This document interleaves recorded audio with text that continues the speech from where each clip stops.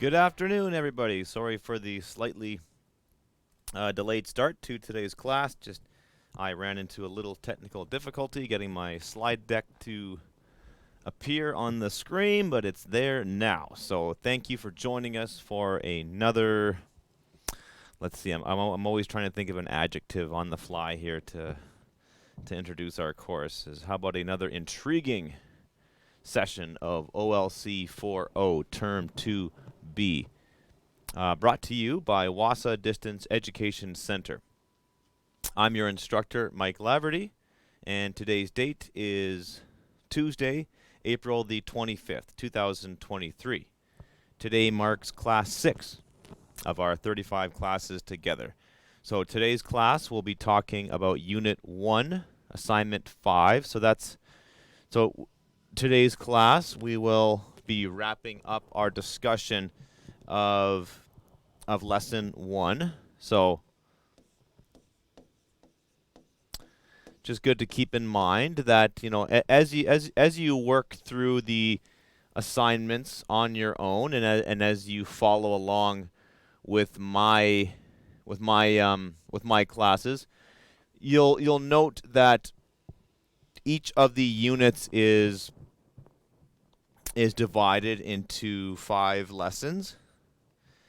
For a total of 20. So there's 20 lessons in total. And so we've gone through one of 20, and it's taken us 6 classes to do it. So like I mentioned last week and in previous classes this week, that I do tend to walk you through lesson 1 a little bit slower than I will be walking you through the other lessons in this unit, but that's on purpose, trying to give you the right tools to get the job done, trying to set the stage, trying to give you some context for these assignments. And so many of these assignments are writing assignments, so I want to spend a lot of time on that writing process, and we will be talking about the finer points of writing, talking about grammar, parts of speech, and I know that may not be the most interesting thing to some people. It's very fascinating to me. So I try to bring that enthusiasm and my passion for it, and try to come at it from a bit of a different angle and show you how interesting it truly can be. So let's proceed. Let's get on with things. So here's some important dates. So we are in week 2 of term 2B. For any potential grads out there, the deadline for submitting work is June the 9th. Okay, so that's a really important deadline.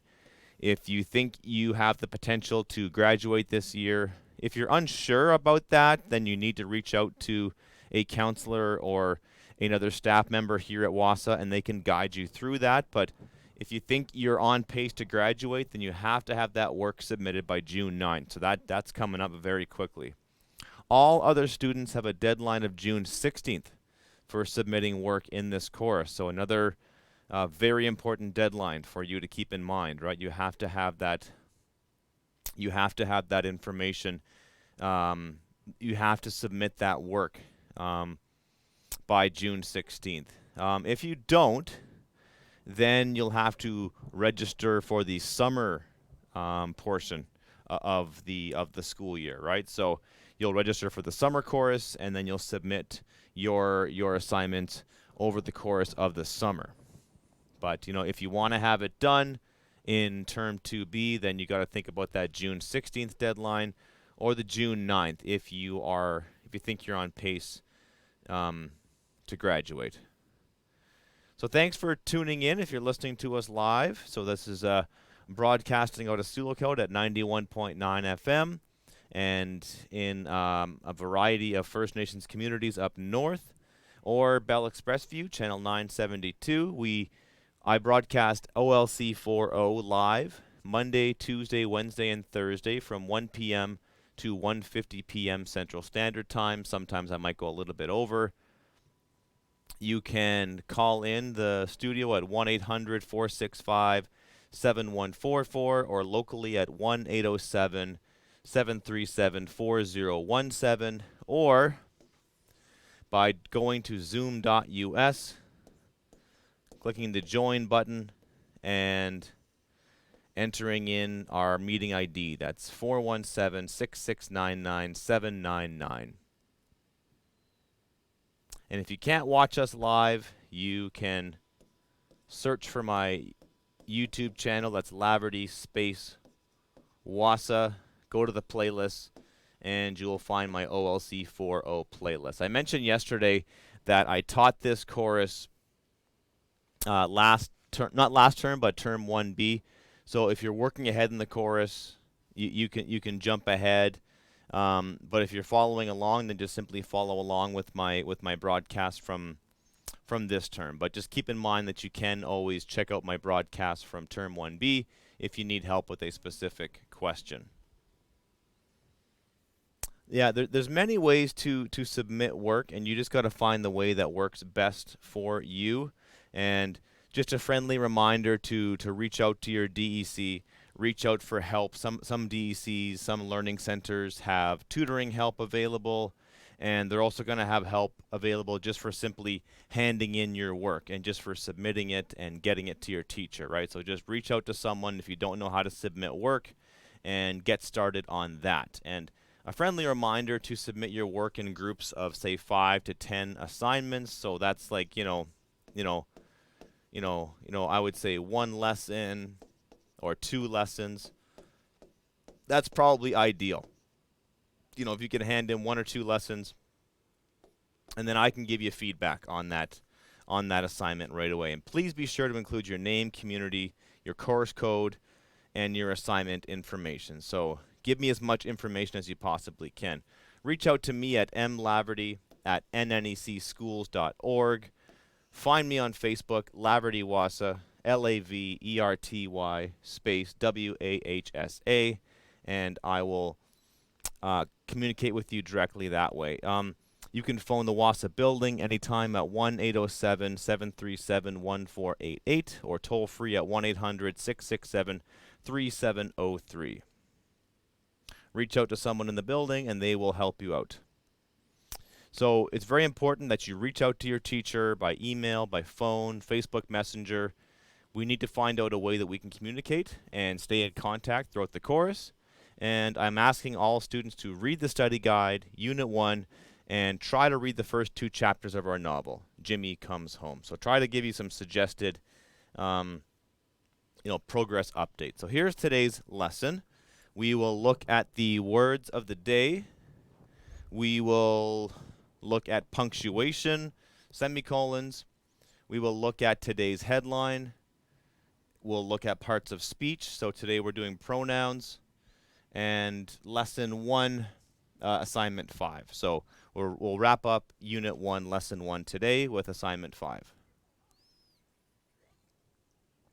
Which, as we mentioned yesterday, is a journal entry. It's called About Me, but more on that in a second.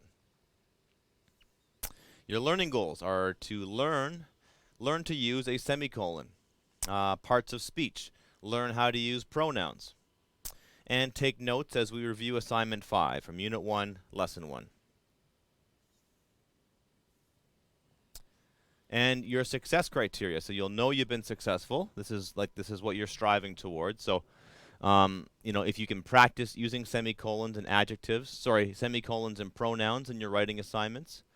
If you can review the 5 steps of the writing process and begin practicing these steps when completing assignments in this course. So that's really important that you begin practicing the art of producing a first draft and making it better and doing a second and third draft, and then, working from initial ideas to, fully polished ideas and just getting your basic thoughts down on the page and then working through them and, refining them, providing examples, being specific, just being really careful with your words, and that's what the writing process is all about, at least from my perspective. It's about getting your thoughts on the page, just starting the process, not really worrying about where it's going to go, and then evaluating what you wrote, pick what you think are the best ideas, and then follow through. And then, make your writing better through examples and being specific and finding focus. And then to use the steps in today's lesson to complete assignment 5 from unit 1, lesson 1. So we are going through the grandfather teachings. And today's grandfather teaching is humility. So Diba Denzi Win. So again, I apologize if I'm not pronouncing that correctly. I'm trying my best. So you can always shoot me a message. If any of you got any pronunciation tips or anything for me, I would greatly appreciate it. I would love your feedback. Humility is to know yourself as a sacred part of creation. So to know yourself as something that's bigger than yourself. So to think lower of oneself in relation to all that sustains us, commonly referred to as humility. So I've got a document provided by the Seven Generations Education Institute, and they said that humility is represented by the wolf. The wolf lives for his pack, and the ultimate shame is to be an outcast, right? So you know, it's to be part of something bigger than yourself, to be part of a pack, to be part of a team, to be part of a community, and to, you know, to put their needs above yours. Not always, but, you know, some of the time. The word itself, dabas, low or lower, and pertaining to thought, easy, state of condition, and when a way it is done. So there's that concept of lowness and being grounded when we think about humility. And when we look up humility in an English dictionary, we see that it's primarily a noun. It's the quality or condition of being humble, a modest opinion or estimate of one's own importance, rank, etc. And then humble is an adjective. It means not proud or arrogant, modest, having a feeling of insignificance, inferiority, subservience, low in rank, importance, status, quality, etc., courteously respectful. So all words have many different meanings, right? Well, I shouldn't say that. Some words have, you know, one or two meanings, and that's about it. But some words have different kind of meanings. So we call this the denotation of a word and the connotation of a word. So a word's denotation is its strict, literal definition. It's its most basic meaning. And then there's other connotations, right? So to be humble doesn't always mean that you feel insignificant or you feel inferior or you feel you're less than other people, right? In like a really negative sense, right? So I think humility, it's actually a pretty complicated concept, right? You don't want to completely discredit yourself, and you don't want to think of yourself as nothing, right? You still want to have a high opinion of yourself, but I guess you don't want to think that you're better than other people. Humus is Latin for ground. Humilis is Latin for low or lowly. And humus is actually a noun that means partially decomposed organic matter. So it's like the stuff in your compost that's like becoming soil. It's also a thick spread made from massed chickpeas. That's hummus, right? So humus is, and that's usually with the double M. So not to be confused with hummus, which basically means chickpea in Arabic. But yeah, but it literally means the soil, right? And I think that's kind of amazing how there's that connection between the words, right? So to be humble is to be of the soil, to be of the land, to see how you're connected to it, and to see how you're not greater than it. You're just simply one part of it. I found some quotes. The first from Dwayne Johnson. I'm always asked, what's the secret to success? But there are no secrets. Be humble, be hungry, and always be the hardest worker in the room. Muhammad Ali said, it's hard to be humble when you're as great as I am, which is kind of a joke, right? But and Kanye West said, people always tell you, be humble, be humble.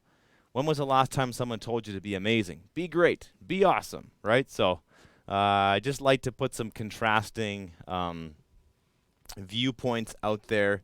Not everyone's definition of these words is going to be the same. So I think that you can be humble and also believe in yourself and to think that you can be great.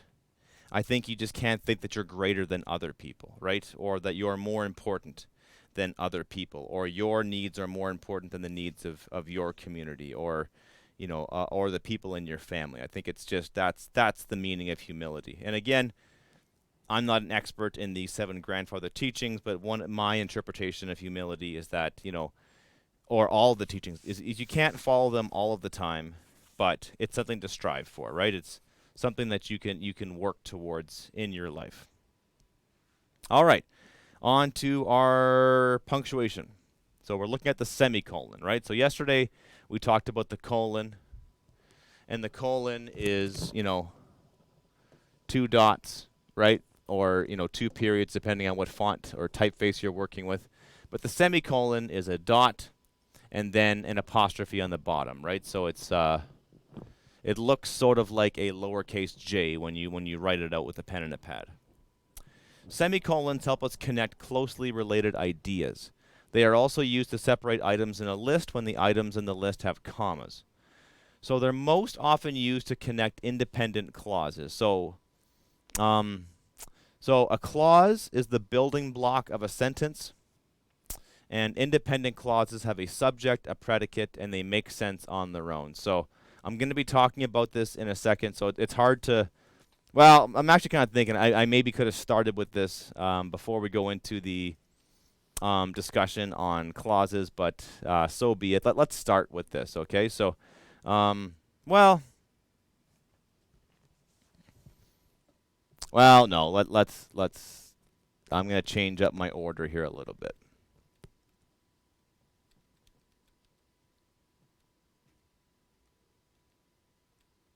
Okay. Yeah, so this makes sense to me. Now that I'm getting into it, I realize I should have started here, okay? So when we're building sentences and when we're crafting sentences and writing, one of the most fundamental concepts that we should know about is subject and predicate, okay? And there's a lot of fancy terminology used when we talk about English, and don't let it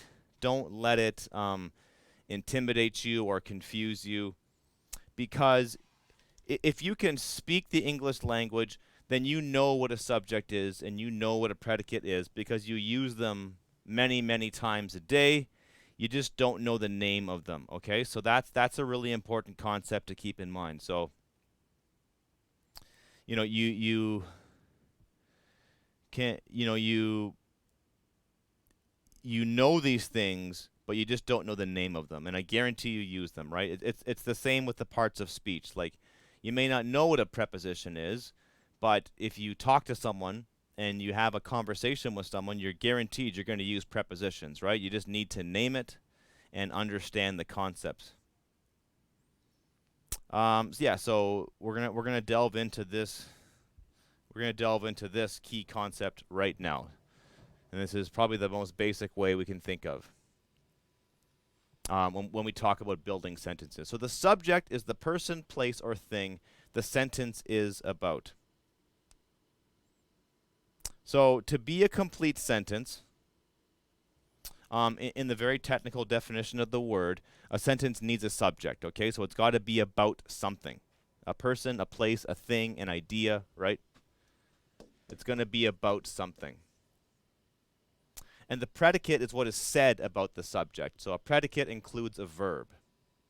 So something happens to the subject, or something is, like Mike is happy, right?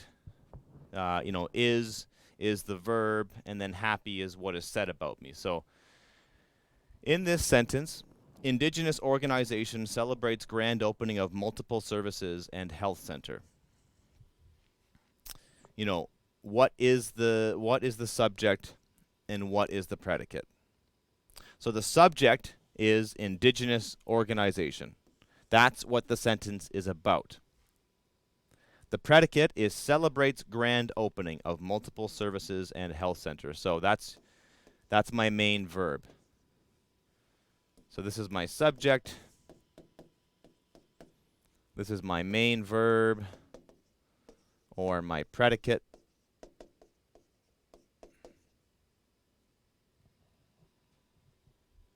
And then a complete sentence has a subject and a predicate. Or sorry, that's what makes up a clause. Right? So a clause has a subject and a predicate. So maybe, let's see, do I have a blank? Yeah, I got a blank piece of paper, right? Okay, so there we go. So the way it works is, subject plus predicate equals a clause,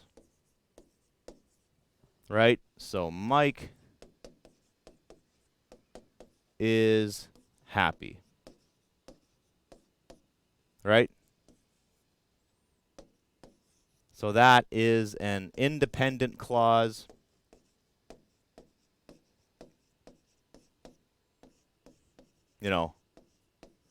It's a complete sentence. It doesn't need anything else. It doesn't depend on another sentence. If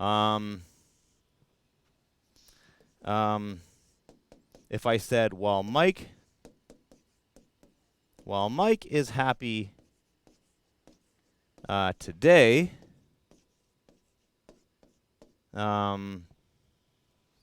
that would be a dependent clause because it depends on something else. Some days he is sad. So some days he is sad could be a complete sentence on its own, but when we combine them together, it makes for one larger sentence. So it's a lot of stuff to unpack. So yeah, bear with me as we go back to where I started here. This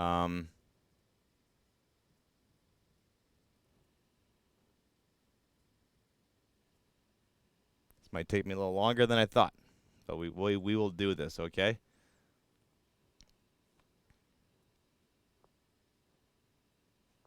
Okay, so semicolons have these two purposes, right? They are used to separate items in a list, and they connect closely related ideas.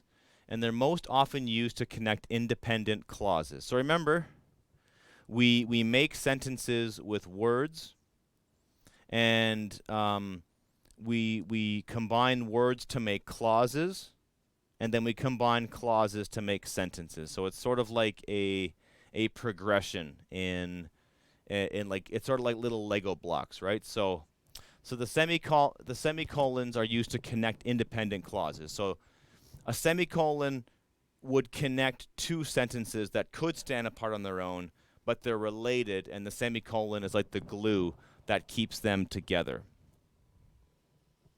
And we'll see an example of that, right? So here's an example. So I grew up in a house full of music, period. So that's a complete sentence. Here's another one. My father and mother were constantly playing their favorite albums. And then what I do is I take this period right here, and I swap it in for a semicolon, and I get this. I grew up in a house full of music, semicolon. My father and mother were constantly playing their favorite records. So those two concepts are closely related. The fact that I grew up in a house full of music, and the fact that I grew up with my mom and dad always playing their favorite albums. Growing up, my dream was to play in the NHL. Period. So again, I swapped that period out and put a semicolon in. The second sentence, I lacked the discipline and raw talent to play at an elite level.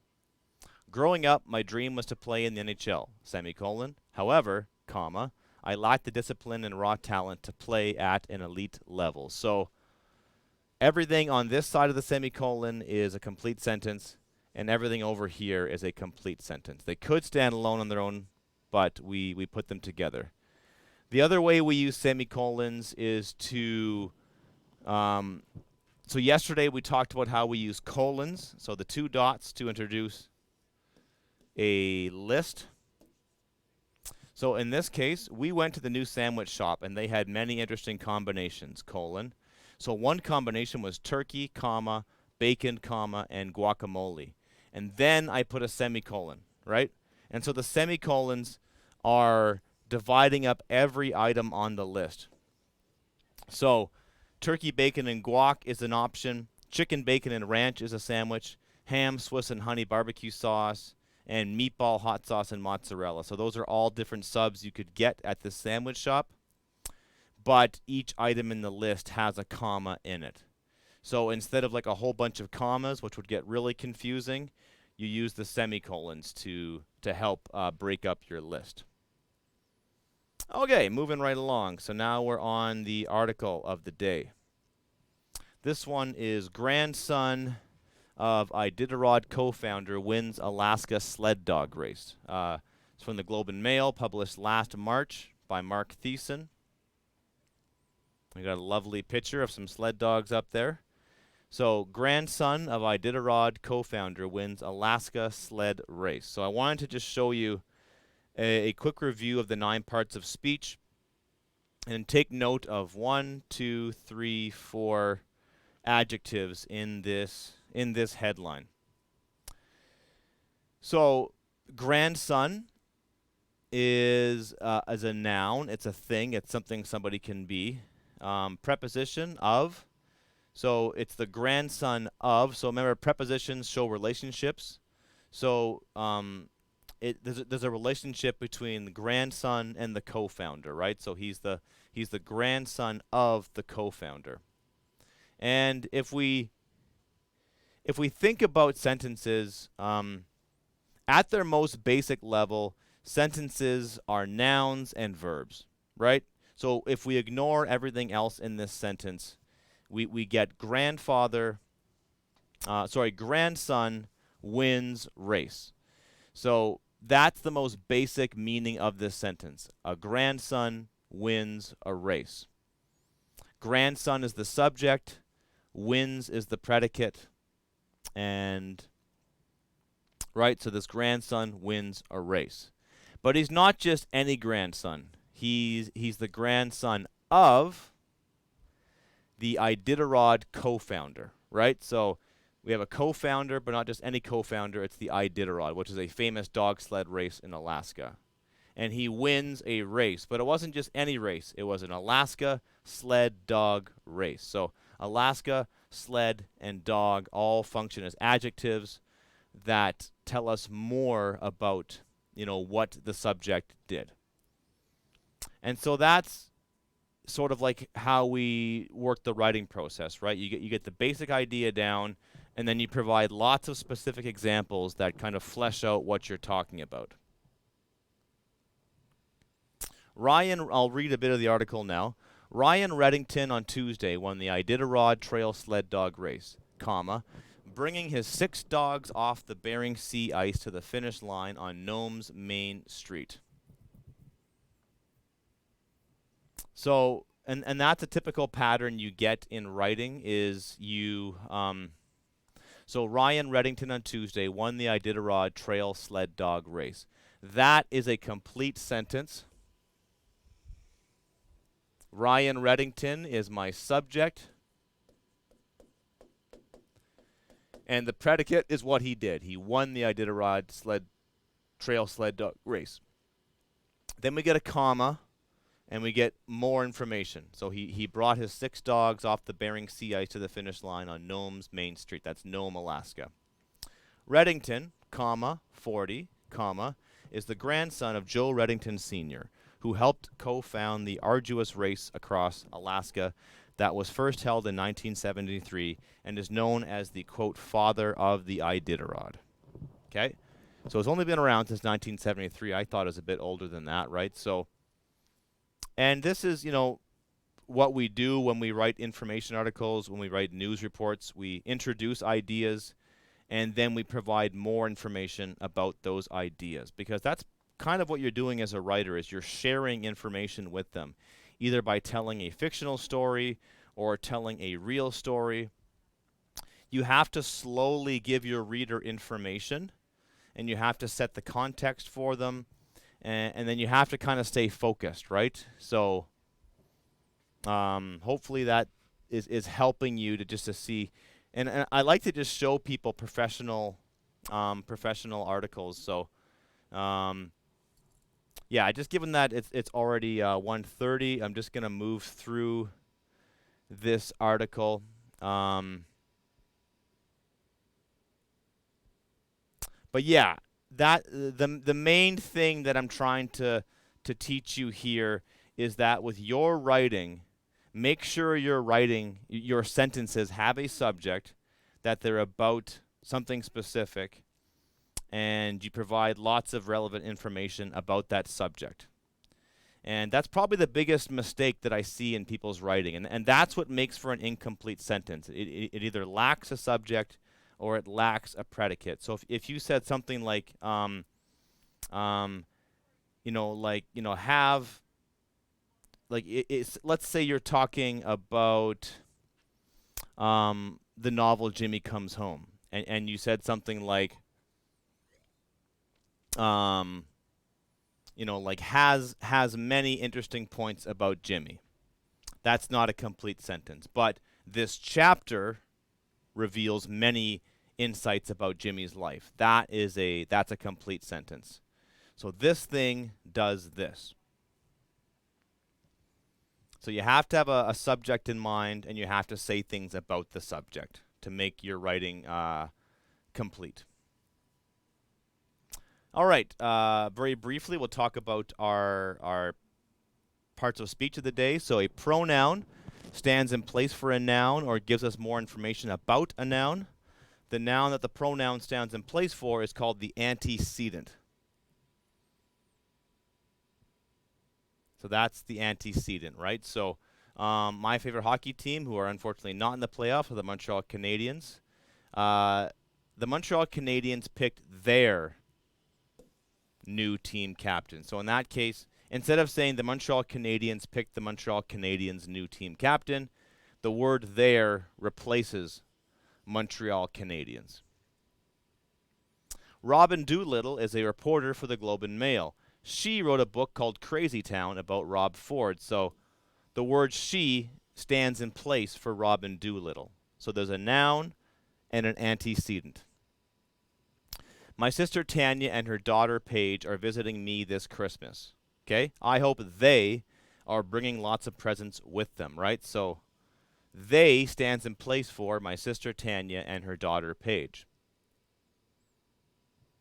The pronoun that we use must be consistent or agree with the antecedent. So I wouldn't say, I hope she is bringing lots of presents with them. So she and them do not agree. Okay, so she is singular, one, and them is plural. More than one. I hope they bring lots of presents with them. So they and them are compatible. And the verb that we use must also be consistent with our antecedent, okay? So I hope they is bringing lots of presents with them is wrong. And if you read it out loud, you might hear the mistake. I hope they is bringing lots of presents with them. I hope they are bringing lots of presents with them, right? So they and are compatible. All right, and that brings us to our subject and predicate, which we had already discussed. All right. I know I'm throwing a lot of grammar and punctuation and some very technical stuff at you, but it is very important to keep in mind as you embark on your writing journey. And this stuff does get easier as you progress. As you progress as a writer, it does get easier. And then hopefully what I can do is through my assignments to you, through my feedback that I give to you, this will all become much more clearer. And I will mark those things out on your assignment. Like I'll let you know where you're not writing in complete sentences and where you need to do that. And I'll correct your grammar and say, no comma here, but put it here. You might want to use a semicolon here, right? So that's why it's important to watch these classes, and I will give you some feedback. What I meant to say was when you get the feedback from me, it's important that you watch these classes and you understand the kind of feedback that I'm giving you, and then you can apply it to your writing. All right, so assignment 5 is a journal entry. It's called About Me. So you'll be doing several journal entries in this course, And so you're just simply, you're writing in a journal, but it's important to do some planning and to just think about what you want to say. In yesterday's class, we talked about the art of self-reflection and looking back on our life, and the importance of doing that, and just to kind of trying to observe some habits in our life and just trying to see what we've done in the past, what we're doing right now, trying to make a plan for the future, because that's what it's all about. And these journal entries are a chance for you just to express how you're thinking and just be honest with them. Right? There's no right or wrong answer here. You just need to be honest and say where you are right now. So what you're doing here, and then of course I've broken down the assignment requirements. And this is something that I want you to do when you write your assignments. I want you to pay close attention to the assignments, to the assignment guidelines. Make sure you don't miss anything. This needs to be a half page of writing about the type of person you are. So it's going to be about 150 to 250 words. So if you've got a word processor, you can use the word count feature, or if you're using a pen and a pad, you can use you can use that pen and a pad and just sort of count up your words. You might want to just sort of do a rough count, see how many words you're doing on a line, or see how many words you do in a paragraph, and then just multiply that. Or you can just simply count up every word, whatever works best for you. You have to do a rough copy, that's 10 marks, and a final copy. So I want you to do one draft where you just get your rough ideas on the page, and you try to just get some ideas on the page, get the ball rolling, and then you write a final copy, which is should be an improved version, which deals with some of your spelling mistakes, your grammar issues, your punctuation, and you may cut out some words, you may add some words. Okay, so that's really important, right? So include the rough copy. As much as possible, I'd like you to, write the rough copy and then mark it up. Make some notes to yourself, cross off this, cross off that. And then the final copy is your clean version that has no marks on it. There's no markup on the page at all. You must include a literacy goal you wish to accomplish in life. Sorry, not in life, but I mean a literacy goal you wish to accomplish in this course. And you must include details about what you have learned by taking the surveys. That was assignments 3 and 4 that we covered yesterday. You may reference the 7 grandfather teachings. You may or may not. And you may include other relevant information as well. So here's what I would recommend you do. I would recommend that you choose one of the categories to write about. So extrovert versus introvert, sensor versus intuitive, thinker versus feeler, judger versus perceiver. Write down 1 to 3 literacy goals that you have. And then optional, you may pick a grandfather teaching to write about for this assignment. I don't know why the word about is there. I'm going to just cross that off. So I'm giving you the same advice that I gave you with the first writing assignment in this course, in that it's very important. And my most common comment that I make on students' writing is be specific, right? Focus your writing. Pick 1 or 2 things to write about and write about them well, right? You may have heard that that expression or that cliche, it's better to do 1 or 2 things well than to do 10 things kind of like mediocre or sort of like half-assed, right? So writing's the same way. You have to realize that 1 paragraph of writing is not a lot of space to develop many ideas. You should just talk about 1 or 2 ideas, right? So for your planning process, I would pick one of those categories to write about. So are you an introvert? Are you an extrovert? Are you a sensor? Are you an intuitive? Are you a thinker, a feeler? So myself, what I would do is just to do some rough kind of just to do some rough planning here. Just going to erase what I had there.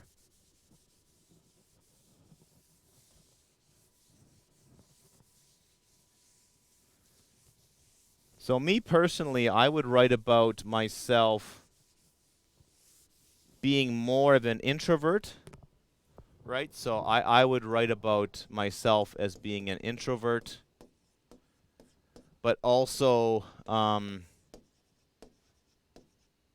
developing my oral communication skills.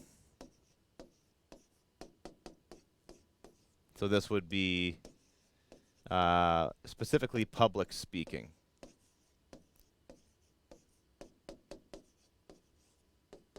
So if you can make a connection between, you know, like your survey result.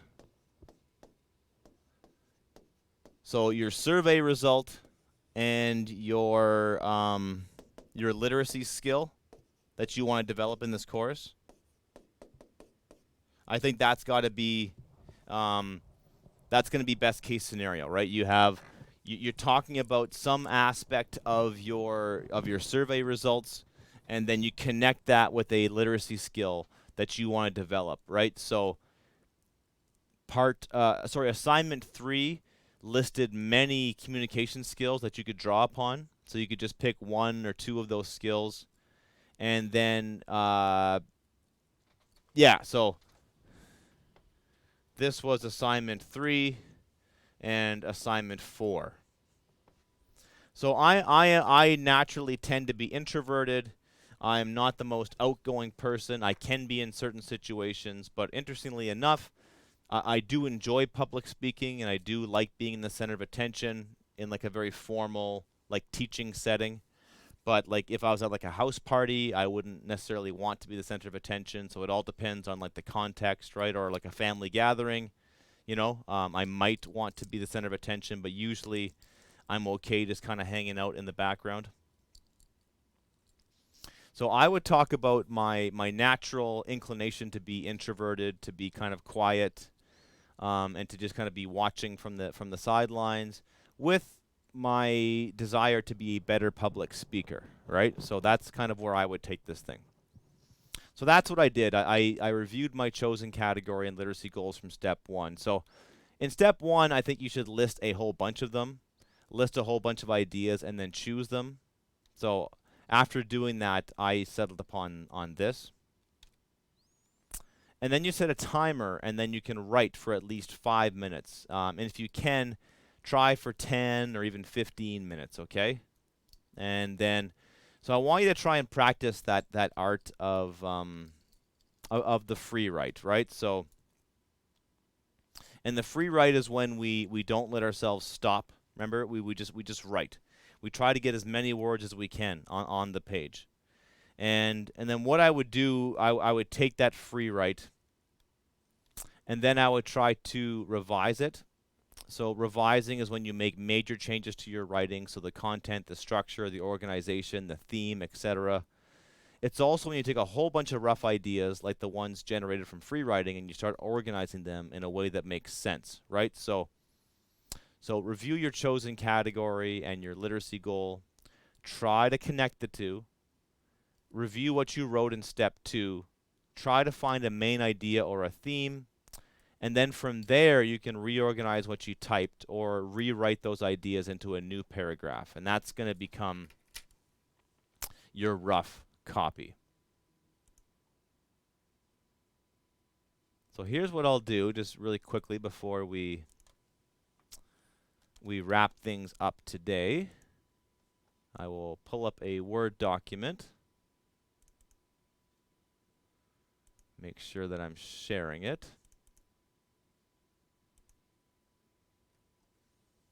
Okay, so I've got put my name down.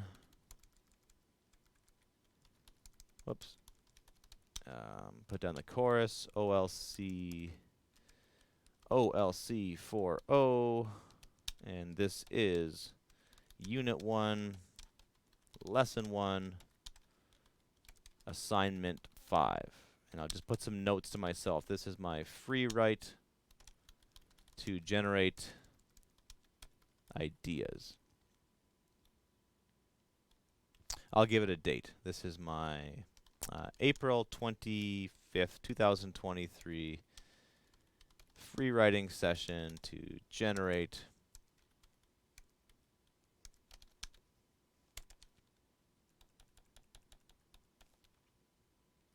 I don't think free writing is a word. Doesn't seem. Oh, there we go.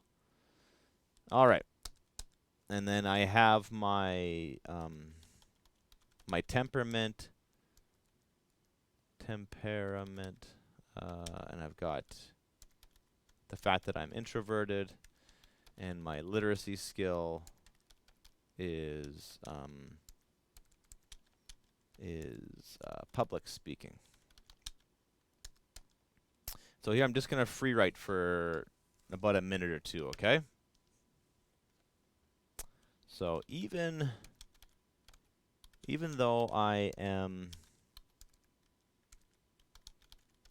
an introvert, I do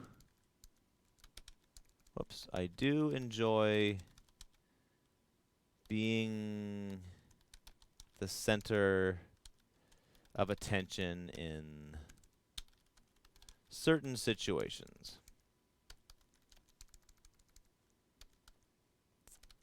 For example, I love playing guitar for people and have played in a few bands. I am a teacher who must be in charge of a classroom and be the center of attention. I might change this later. I'm just kind of getting some words down. Public speaking is a literacy skill that is essential to being a good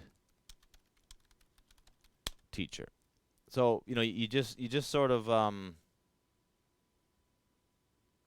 you don't worry about where it's going. You just sort of write and you get things down on the page, right? So, I'm just going to put the name of the assignment here. It's about me. And I might want to, I think the grandfather teaching of humility is somehow connected to these main ideas. So, like, in a way, I'm giving myself some notes. I'm giving myself some comments to myself that I might want to explore later. One thing I might do is I might take like the word good and just change that to effective, right? But I don't want to edit too much as I do my free writing session. But like that's all I generated for now, and I got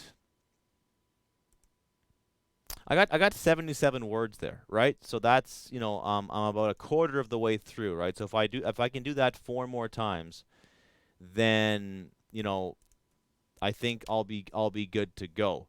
And then one thing you might want to do as well too is you might want to just sort of give yourself some some sentence ideas. Right, so I might want to, write a sentence about, being humble and,